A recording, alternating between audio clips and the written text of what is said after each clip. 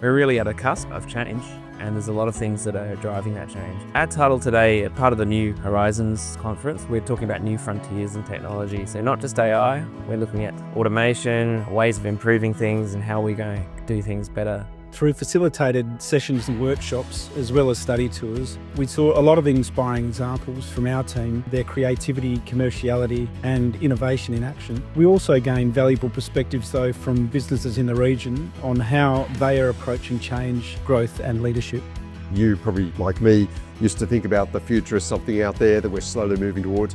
But I think recent times have shown us we're not moving to the future. In so many ways, the future is coming at us. Innovation is at the heart of everything we do, and that's the biggest capability that I think we have at MNG. It's become the expectation of those tier one clients that they can come to us and we deliver a complete package for them.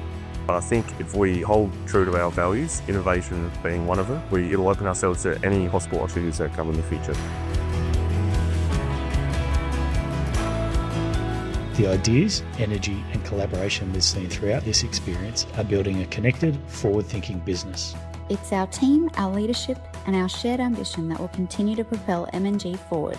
By investing in our people and encouraging fresh thinking, we're building a stronger, more connected business for the future.